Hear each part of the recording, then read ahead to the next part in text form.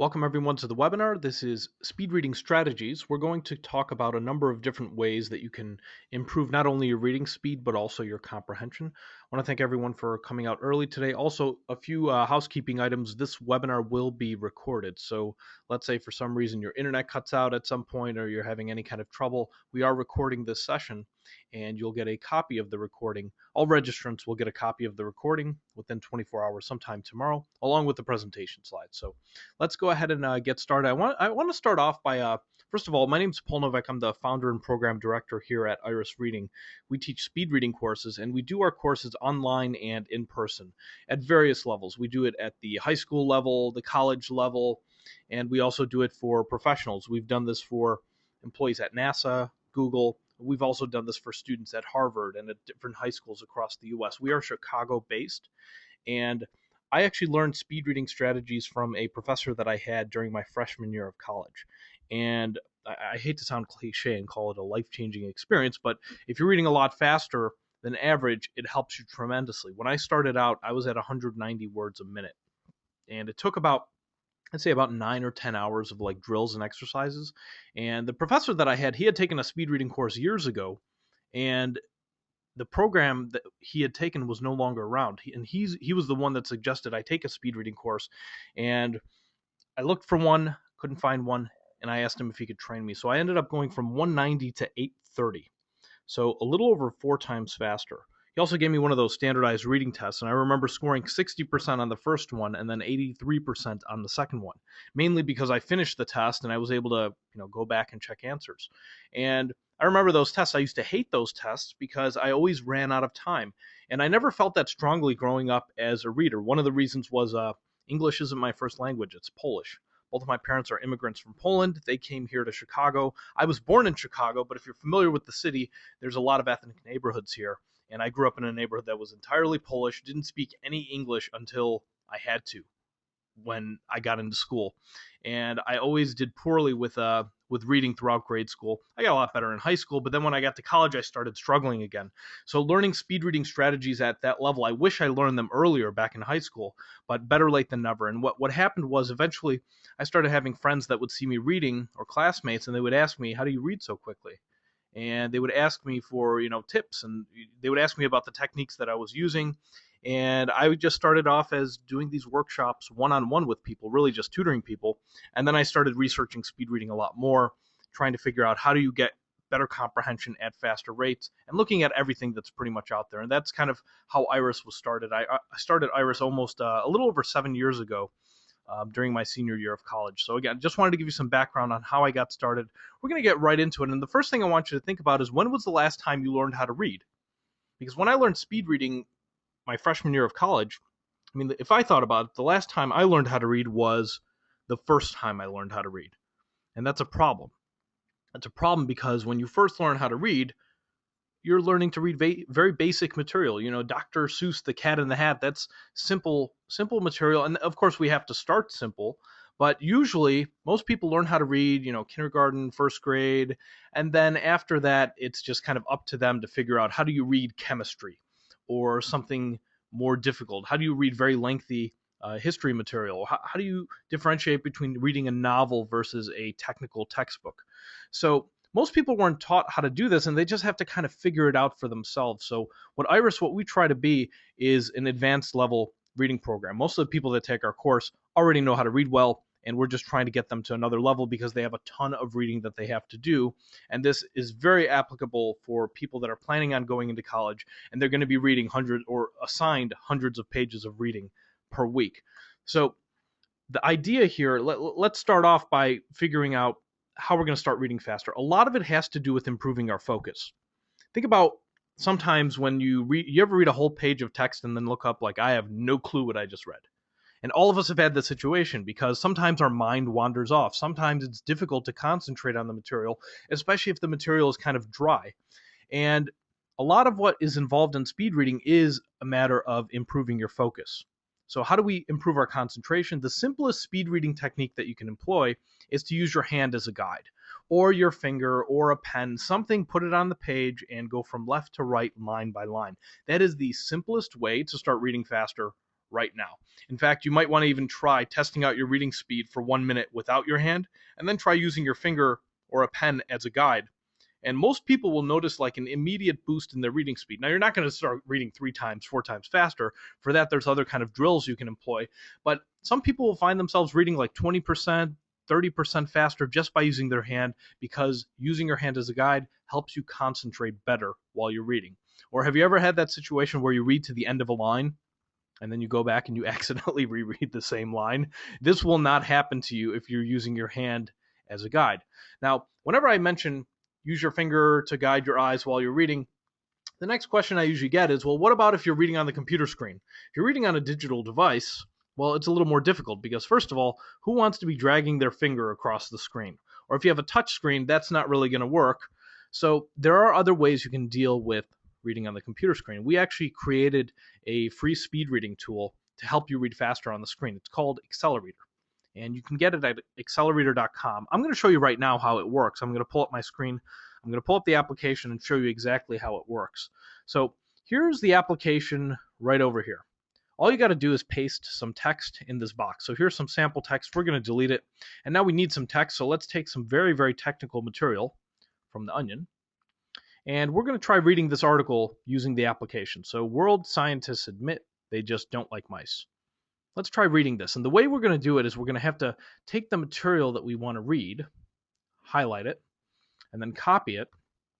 And then we're going to go into the Accelerator app, and we're going to paste our text in this box. And then you click the begin button.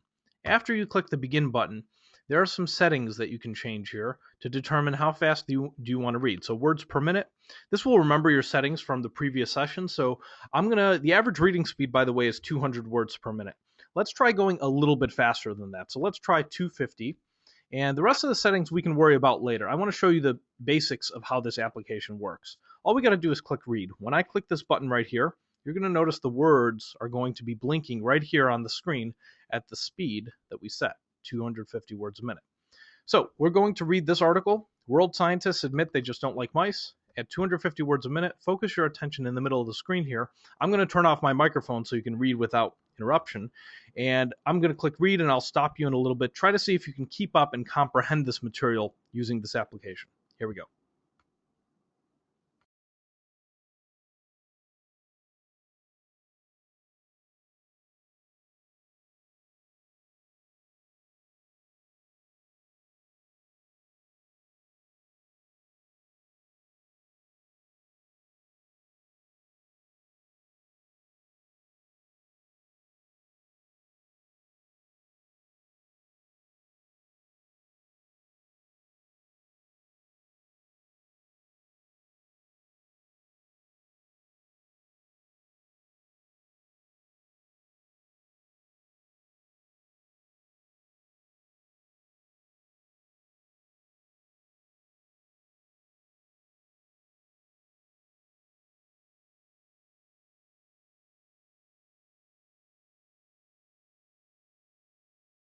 All right, let me stop it there.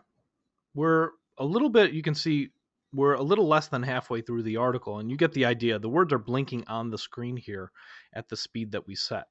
Now, what I'm going to do is I'm going to modify some of the settings here. You see the settings here, for example, words per minute, 250. Let's try going a little bit faster. Let's try 300. And chunk size here, this was how many words you were going to see at a time. You should have noticed that it was blinking 2 words at a time. We could have set this to 1. We could set it to 2, 3, whatever you want. I recommend starting with 2 or 3 because most people are perfectly capable of reading more than 1 word at a time. For example, you see right here, this is going at 2 words, but notice how when it gets to the end of a sentence right here, it's only showing you 1 word. That's because of a setting that I have enabled here, right here. It's checked off. It says start new chunk at the end of sentences and paragraphs. So what that'll do, even though I'm telling the application to show me 2 words at a time, if it gets to the end of a paragraph or a sentence and there's only 1 word left, it'll just show me that 1 word rather than showing me the last word and the first word of the next sentence.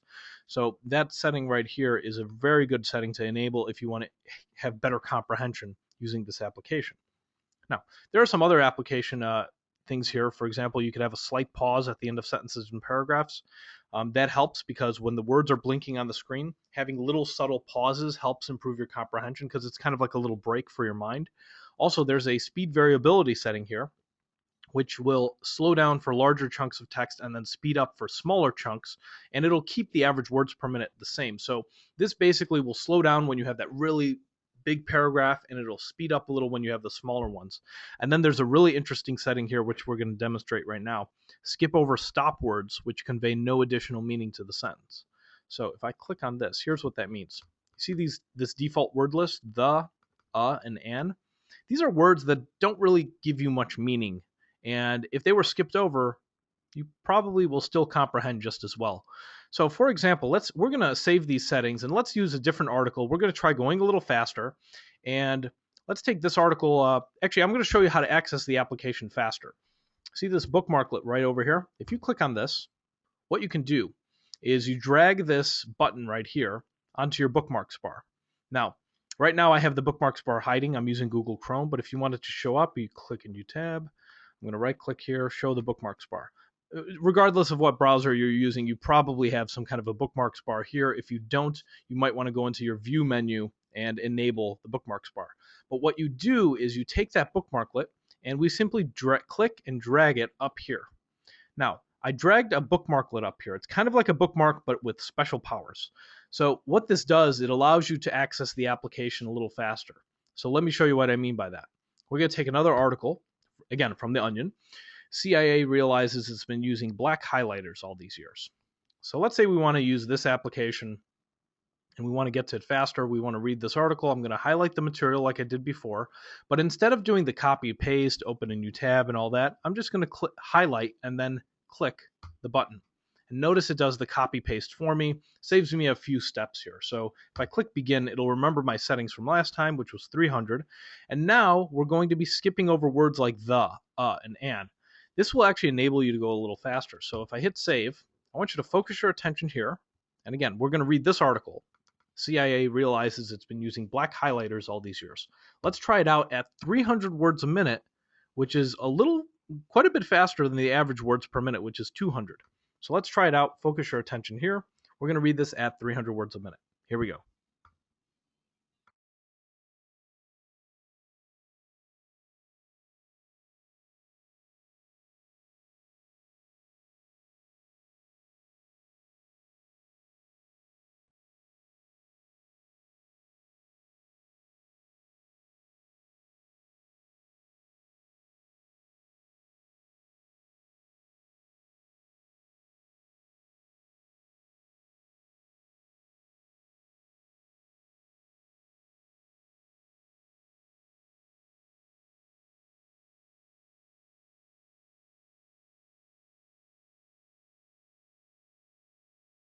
All right, let me stop it there. You guys get the idea. And by the way, there are some other keyboard shortcuts that you can check out on the bottom here.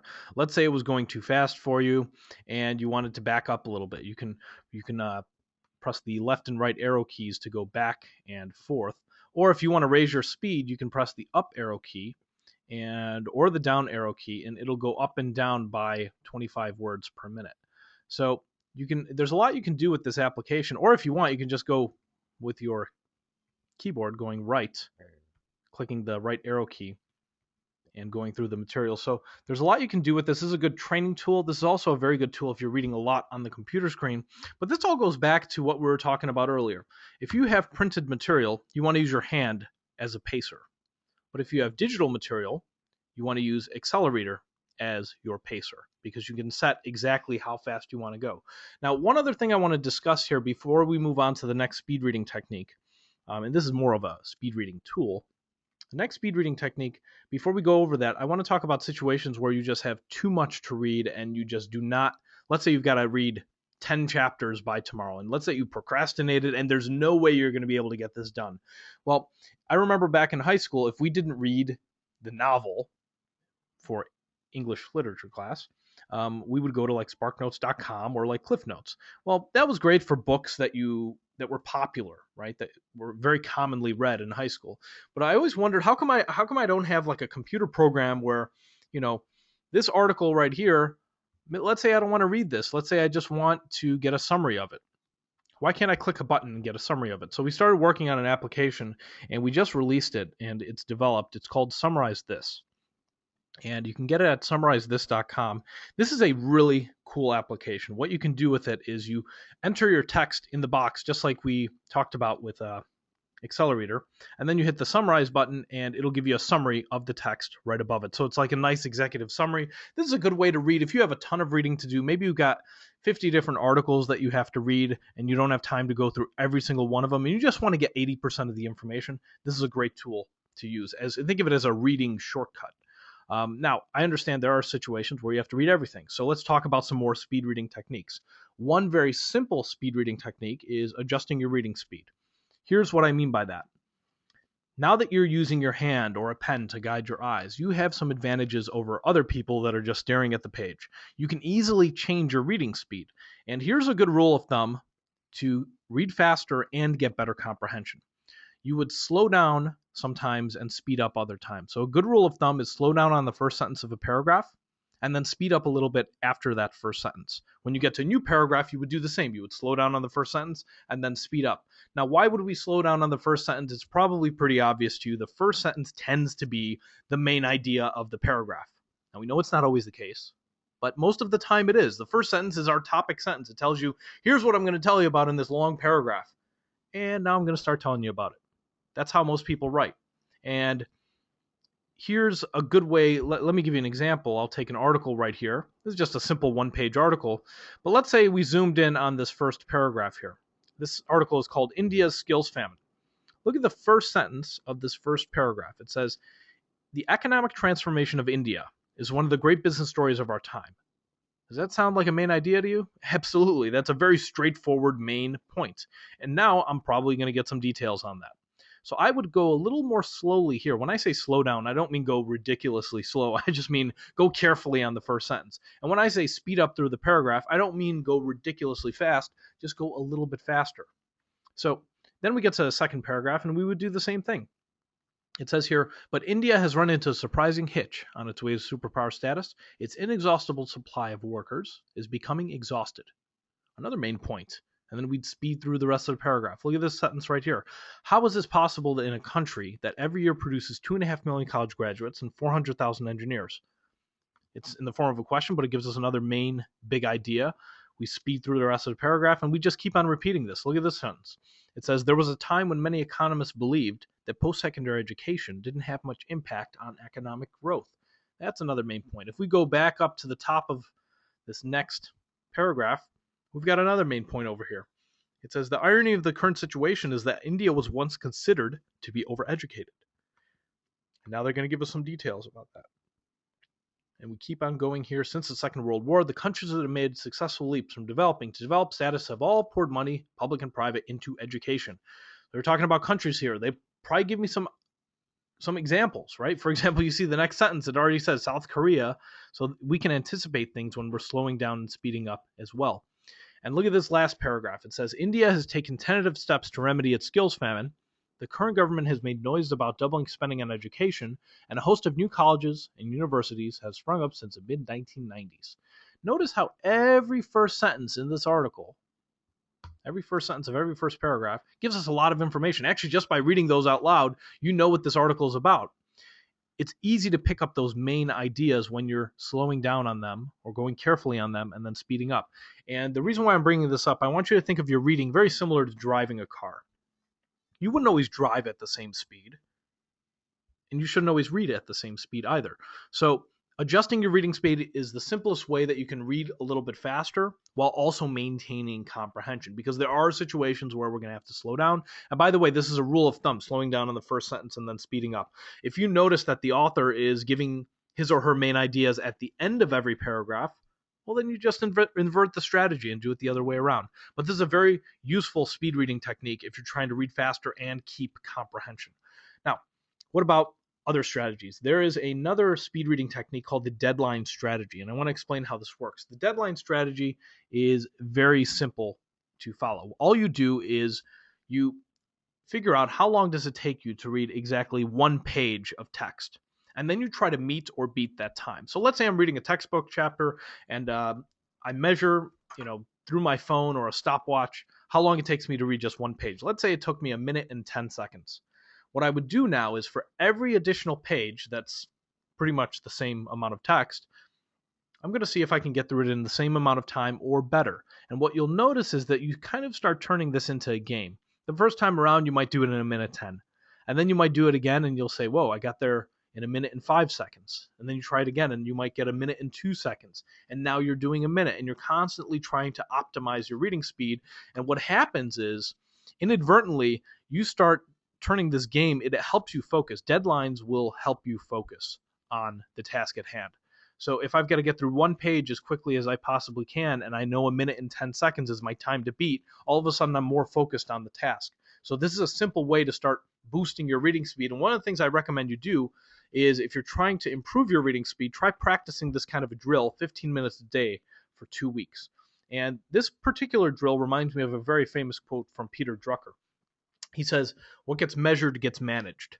And I would add to that not only what you measure can get managed, but you can also improve what you're measuring. So it's very important to find out, whatever text you're reading, whether it's a novel, a textbook, or anything else, how long does it take me to read a typical page in this book? And I understand not all pages are exactly the same. For example, if you're reading a textbook, every so often you're going to have, pages with diagrams, things like that. So there are pages where you might have to stop and spend 5 minutes because maybe you've got to analyze a diagram. But this is still a good way to figure out how long it takes you to read one particular page and then trying to beat that time. Let's move on now and let's talk about other situations. When you're reading a textbook, every so often you're going to run into diagrams, maybe a chart or a formula. And you've got to figure out and analyze, and this is where some of your comprehension is going to come from, understanding how that diagram works.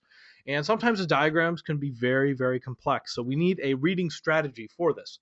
Now, let me give you an example of how you might approach this, because here's how most people approach it. I'll take this article as an example here. Let's say this was your material that you're reading, and then the diagram is on another page somewhere over here. Someone is reading along and it says refer to figure 2.4, then starts telling them about 2.4, gives them all this detail, and they finally look at the diagram at the end of the paragraph. Now they look at this diagram, and as you can see, it's kind of complex. So they can't really figure out what's going on. So they go back and they're like, well, let me read that paragraph one more time. And they read it again. They look at it, still confused. They read it again and over and over. And this process is kind of frustrating. I want to go over a better strategy. Here's what you do. While you're reading along, the moment that it tells you refer to figure 2.4, you stop reading and you look at 2.4. Now, I know that sounds obvious, but most people don't do this. Most people they'll refer to figure 2.4, and they're thinking to themselves, yeah, I'll just keep on reading here, and I'll look at the diagram later. And what happens is you get overwhelmed with all this detail here, and you're not looking at any of the information visually. A better way to do it would be, when they tell you to refer to figure 2.4, you look at 2.4 just for a first impression. And then you read the next sentence, and it might say, figure 2.4 shows the relationship between blah, blah, blah, and blah, blah, blah. I'll stop reading again. I'll leave my finger there so I know where to pick up. And I'll look to see, is that true? Can I visually confirm what I just read? And usually I can find that pretty easily, and then I'll go back to the reading and I'll continue. And it might say, additionally, figure 2.4 also shows that the green line does blah, blah, blah, blah, blah, blah, blah. And then I'll focus now on the green line. Can I confirm that that is what they're talking about? So it's kind of a choppy way of reading, of going between paragraph, diagram, paragraph, diagram.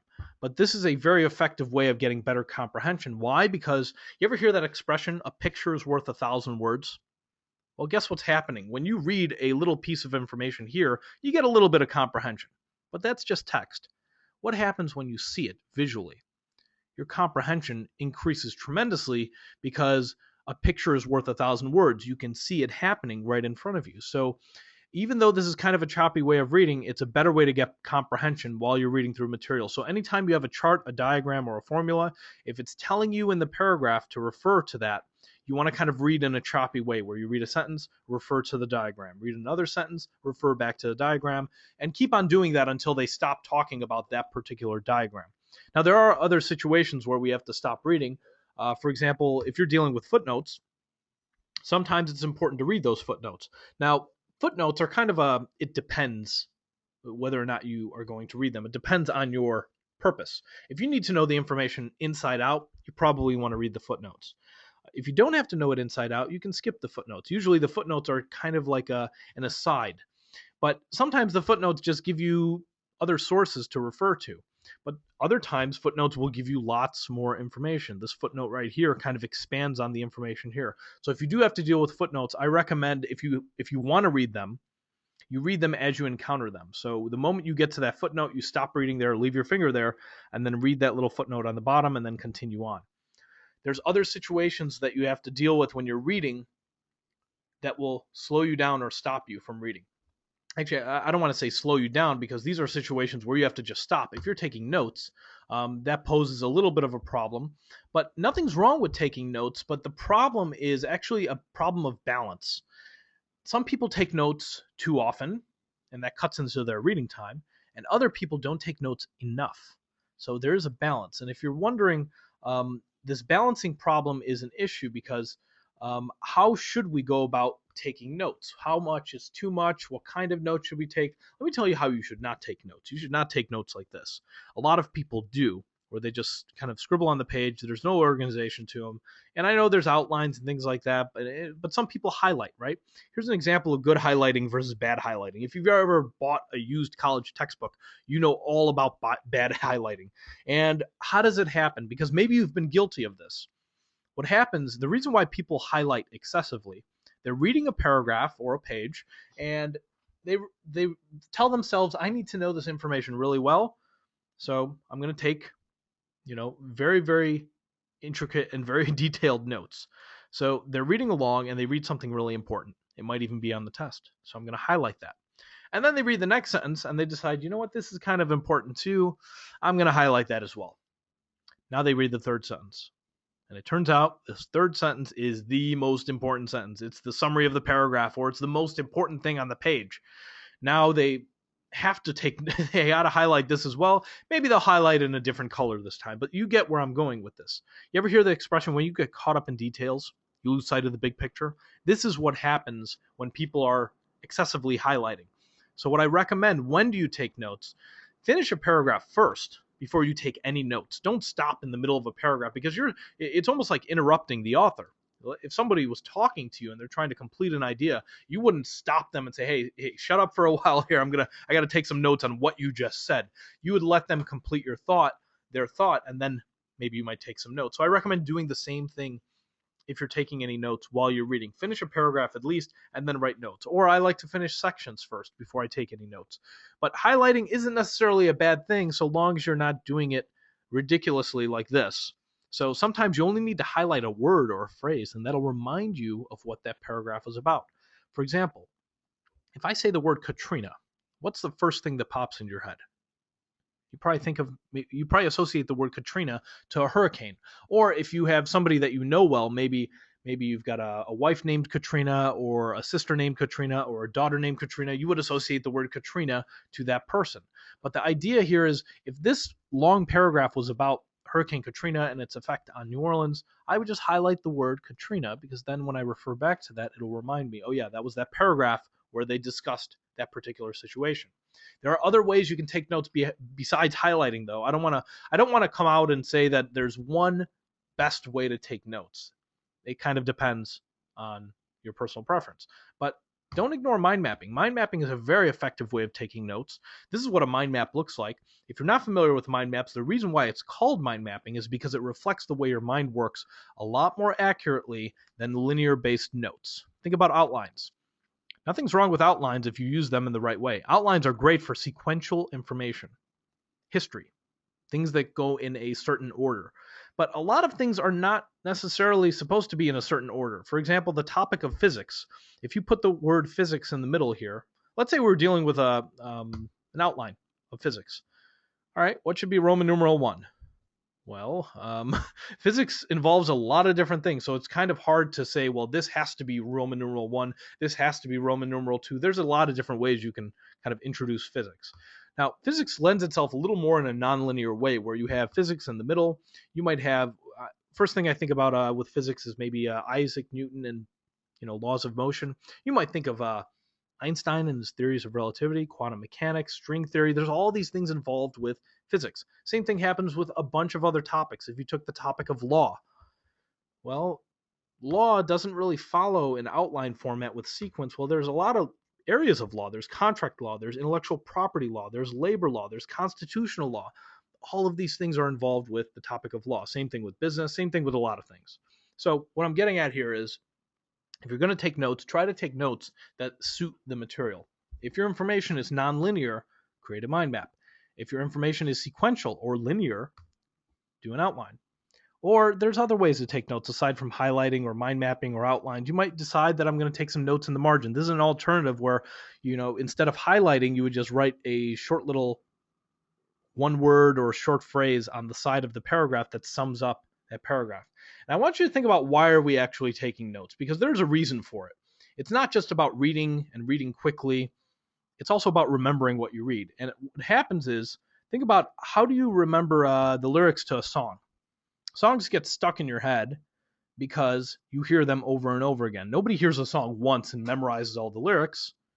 You hear songs over and over again, unless it's one of those really dumb songs that just says the same thing over and over again.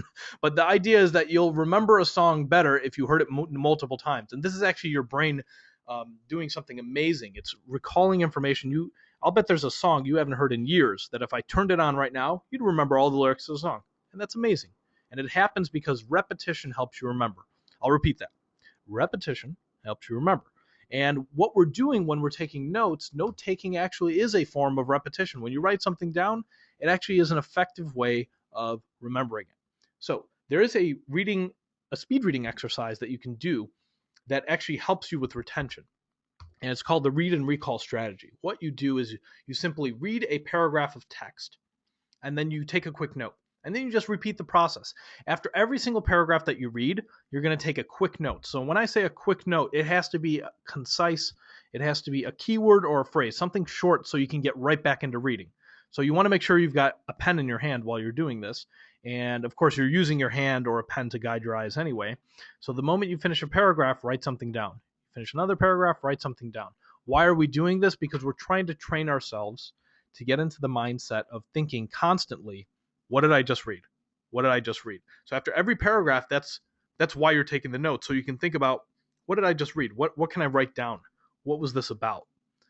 And if you're doing that constantly, and if you practice this for 15 minutes a day for 2 weeks, you'll get a lot better at recalling information as you read. You don't have to do this indefinitely. I'm not suggesting that you write notes after every single paragraph for the rest of your life while you're reading.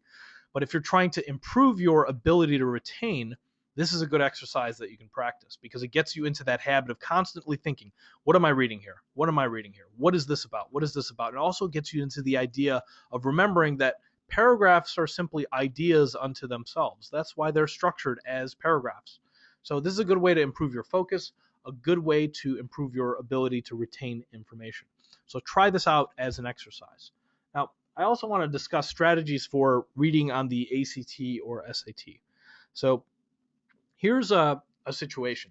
Let's say you have and actually I do not have a sample test in front of me, but let's say this is the passage for the test. It's probably a little longer than most passages on a reading test. And let's say right behind this page, there's a standardized reading test with questions, maybe 10 questions. And I think that's what the ACT does. They have a passage of maybe 1,000 words or so, and then they have 10 questions that follow. And the SAT is very similar. What you do, a lot of people, the way they handle these tests is they read the entire passage, and then they try to answer the questions. Some people do an alternative to that, and they read the questions first and then the passage. What I suggest you try is a hybrid strategy. And what you can do to get better comprehension and to score better on these tests is you start off, and instead of reading the entire passage in full, I would start off, and I recommend you try reading the first sentence of every single paragraph. Actually, if you remember, we did this earlier on this India skills famine article, and when you read the first sentences, you know right away what the article is about, generally speaking. And then you would look at your questions. So think of it, the first 2 steps. Step 1, read the first sentence of every paragraph. Step 2, read all your questions. Why? Because the questions give you ideas of what the topic is going to, what you need to look for.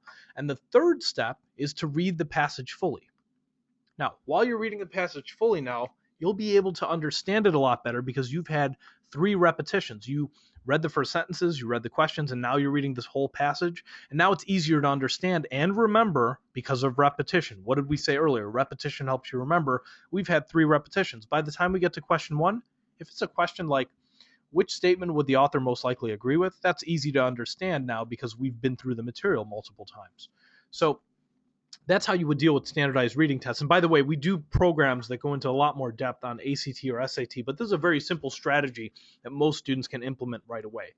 So let's move on now, and I want to talk back about textbooks, because most of the people that take our courses are students with very technical material, and every so often they come across technical terms and terms that maybe they're not familiar with that they have to add to their vocabulary. And the problem with technical terms is that usually they're abstract, and abstract information is always harder to remember than visual information. I'll give you an example. This is visual, right? We see a blue sky, I see some water, a house, see a little walkway, a bench. Very visual information, easier to remember than a word like this. I think all of us would agree. Conterminous. What does that mean? Let me look it up. Do we have even if we look it up, and we might not have a photo that we can easily visualize. So I want to go over a very easy to understand technique for remembering and turning abstract information, technical terms, into visual information so we could remember them better. And all of this reminds me of something called the Baker-Baker paradox. If you're not familiar with this, this was a study to see how well somebody would remember someone's name. And it's funny because they introduced the participants in the study to someone named Mr. Baker. Now, they didn't know that they were being studied to see if they could remember the name. They were just introduced to some guy named Mr. Baker. The next day, they were asked, do you remember what this person's name was? Well, 90% of the people forgot this person's name. Now, that's not surprising to most of us because all of us have, at some situation, have forgotten someone's name. But they took another group and they told them that that person was a baker. That was his occupation. And they asked those people the next day, how many of you remember what this person did for a living? And guess what? 90% of the people remembered that that person was a baker. Now, the funny thing is, this is just simply the same word used in different context. In one situation, it's Mr. Baker, right? A last name. In another situation, it's Baker, an occupation. And in one situation, it's easy to forget. And in one situation, it's easy to remember. Why does that happen? Because when you think of a baker, you start making some visual inferences of how that person might look, even if they're not looking like that right in front of you. How do you picture a baker? I think of a baker with like a baker's hat, kind of like the Pillsbury Doughboy. I'm thinking maybe they're wearing an apron, maybe they've got some flour on their hands. So more visual references there are more connections being made in your brain versus abstract. Something that is abstract, like Mr. Baker, not many connections being made in the brain here. So what happens is you forget it. What we need to do if we want to break down this abstract versus visual is we have to take abstract information and turn it into visual information. So one way you can do that is using a technique called the similar sound technique. And this will actually help you remember not only technical words, but if you're learning a new language, this is a good technique to use as well. So let me give you an example of what that means, a similar sound. You take a word and you're looking for similar sounds. So salary kind of sounds like celery. Freedom kind of sounds like fried ham. Happiness kind of sounds like happy nest. You could do this with acronyms too. KAG sounds like cage.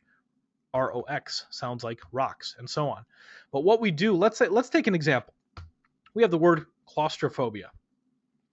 Now, I know you probably know what this word means. It's the fear of closed spaces, type of people that are claustrophobic don't like being in crowds or tight spaces, but you already know that. What if you were teaching this to a little kid that had no clue what that meant, though? But they knew what phobia meant for whatever reason, and what you can do is you take a sound that is similar to them, that they're familiar with, Claus, like Santa Claus, and you would tell them, okay, I want you to imagine that Santa Claus has this fear of tight chimneys. Why? Because Santa Claus is a big guy and he doesn't want to get stuck in a tight chimney. So that will help them to remember by linking to them a similar sound, clause, in claustrophobia, with the meaning of the word. Now, I'll give you an example because, claustrophobia, you probably already know what that means, but you might not know what this word means. Ballonphobia. Ballonphobia, let's see here. How would we go about doing this? What you want to do is you want to focus on, we already know what phobia means. I'm going to assume that you do. Phobia is the fear of. Let's focus on this area. So we look for something that sounds similar to balloon. How about balloon? So balloon. I want you, by the way, if you're wondering what this phobia is, this is the fear of needles. The fear of needles. Now, I told you that this sounds kind of like balloon. Well, let's imagine that the balloon is afraid of needles. And I actually want you to imagine it in a very visual way because that'll help you remember it better. I want you to picture a really big balloon and there's a needle coming towards it slowly. And the balloon, I want you to actually imagine it with a face that it's got a personality and it's like screaming, it's freaking out, it's sweating as this needle is coming slowly towards it because it's going to pop when it gets stuck by this needle. So this will remind us. I know this is kind of an exaggerated way to visualize something, but guess what? Exaggerated things that are out of the ordinary, are easy to remember. I'll give you an example. You may sometimes forget how many days are in a certain month. Are there 30 or 31 days in May, June, July, August, whatever? But what is the one month that you know how many days are in? What's the easiest one to remember? We all know it's February. February, it's easy to remember February because you know that February is the one month that has 28 or sometimes 29 days. That's an example of something being out of the ordinary being easier to remember. When things are very ordinary, it's easier to forget them.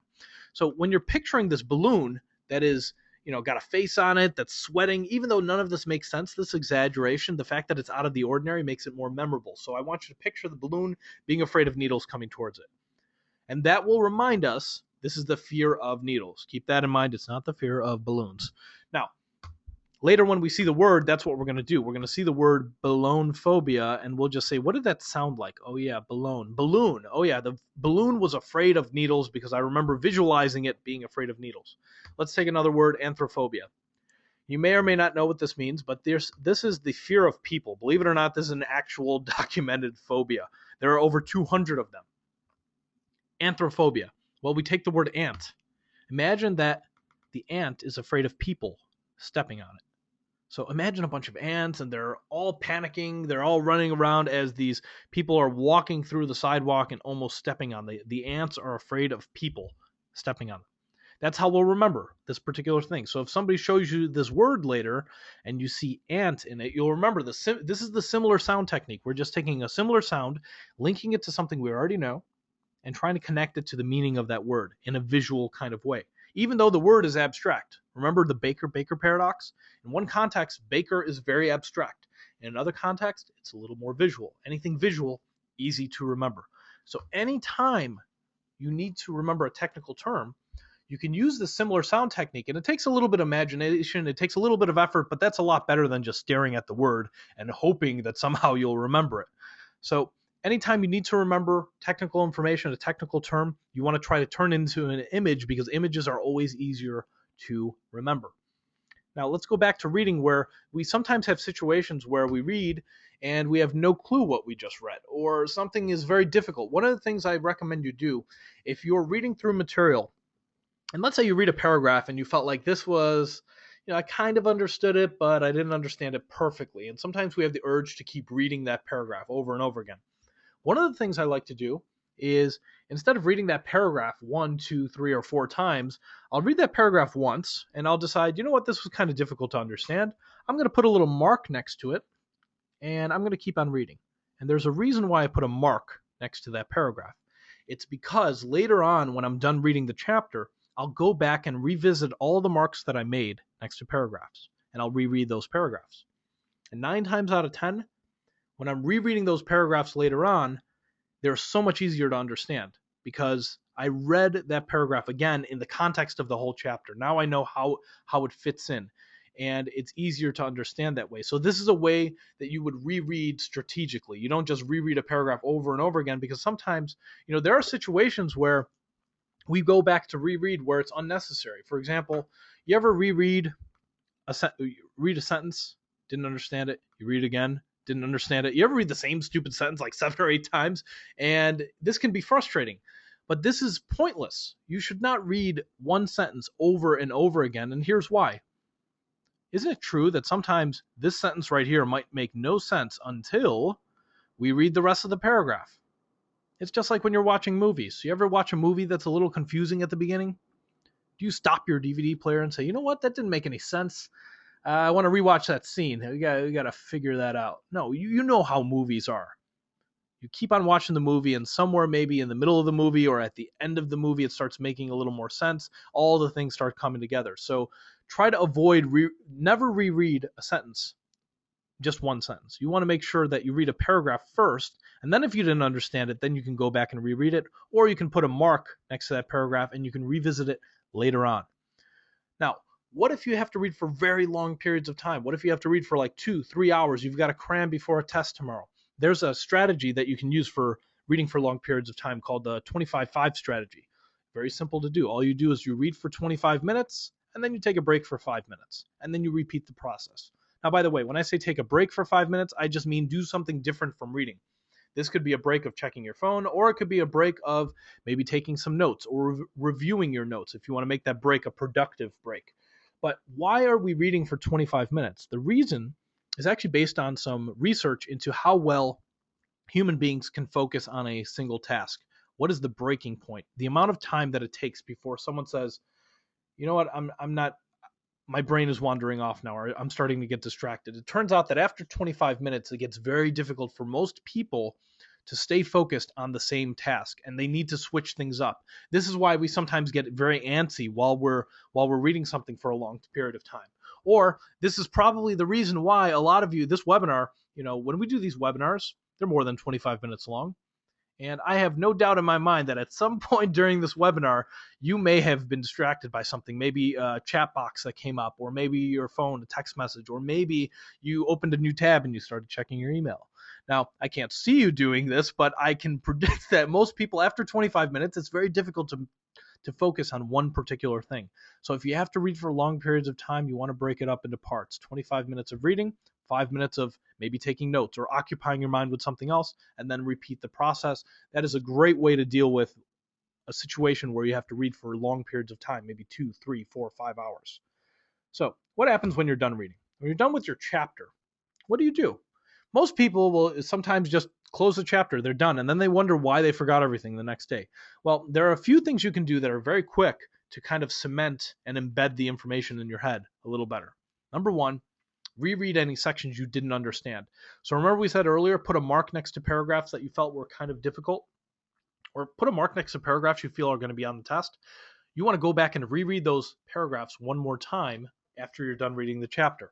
Another simple thing you can do is to reread headings, subheadings, boldface words one more time, because that can take you 1 or 2 minutes just to skip through your chapter and look at all the headings and subheadings.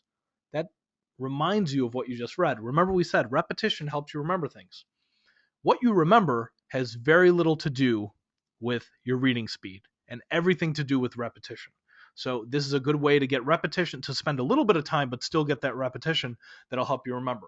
And if you need to memorize anything, you want to do this at the end of the chapter. You don't want to try memorizing things in the middle of the chapter as you encounter them. So if you need to memorize anything, you would try to do this now. Now, by the way, we only went over one memory technique in this webinar, the similar sound technique. There are a bunch of different memory techniques. We actually have an online course that deals specifically with memory. If you're interested in that, you can go to the website to check it out. You just click on online courses and there's a memory course there. But memorizing things, I want you to think about this. Think about all the times that you have been told throughout school to memorize something. How many times have you been told, here's how you memorize? Not many people have been taught that. And that's why we have a memory course, because this is something that usually isn't taught. We're usually told to memorize things, but they don't tell us, here's how you memorize things. And we went over one memory technique here, and I want to do a quick test to see if you can remember what these words mean. Ballonphobia, anthrophobia. Hopefully you can remember what ballonphobia meant, and it's because we used a similar sound. Ballon, we linked that to something that sounds like balloon. And you remember what the balloon was afraid of because you visualized it, right? Same thing with anthrophobia. You visualized ant. What were the ants afraid of? And if you remember correctly, ballonphobia was the fear of needles. Anthrophobia was the fear of people. If you got those right, congratulations. That's how you use the similar sound technique to take abstract information and turn it into visual information. Now, to kind of close out the webinar, I do want to mention, even though we're doing a webinar here, Iris, we do a lot of in-person courses. We do them at companies. We do them at schools. If you want to invite us to your school, please feel free to reach out to me, and we will try to organize a workshop at your school. We actually, we're Chicago-based, but we have instructors based all over the U.S., and sometimes we'll fly out to do workshops at schools. In other situations, we have instructors already on the ground, so we'd love to do a workshop at your school or company, so feel free to get in touch. Now, if you want us to do something on site, that's one thing. That's a private workshop. But if you want to come to one of our public courses, we actually have courses available in the following cities here. So if you are in any of the following cities right now, you can actually sign up on our website for a course. These are 6-hour courses. They're on weekends. They go from 9:30 to 3:30, and they're usually on a Saturday or a Sunday. And they're in the following cities. We have a special on our website right now for $100 off. So if you wanted to take the course in any of these cities, you can take it. You'll learn a lot. It'll speed up your reading. And if you like taking courses online, that might be why you're attending this webinar here. We actually have a number of online courses. So if you're just getting started with speed reading, you want to start with our Speed Reading Foundation course. If you're already familiar with speed reading, or maybe you've already taken our foundation course, you want to check out the mastery course. This will really refine your reading skills from a speed standpoint and also improving your comprehension and retention. Now, I mentioned that we have a memory improvement course. This goes beyond just memory and how it relates to reading, but also how do you remember people's names more effectively and other types of memory tasks. We also have a comprehension course. If you feel like you're already reading quickly but you need help on comprehension, that's a course for you. We also have a mind mapping course if you're looking for ways to we use mind mapping for brainstorming, project planning, but of course you could use mind mapping for taking notes. There's also a productivity course and a focus course. These are usually geared towards the business professionals, but some students are taking a focus course because they're trying to improve their ability to concentrate. So we have those courses available. I did want to mention that in case you're looking into more in-depth instruction that goes beyond just a 1-hour webinar.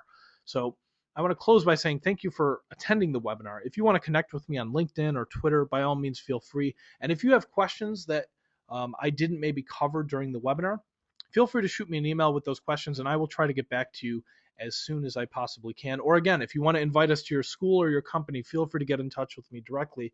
We're really trying to get this into more and more schools, especially because the last time most people learned how to read was the first time. So we're trying to change that. So I want to thank you all for attending this webinar and enjoy the rest of your day. Thanks.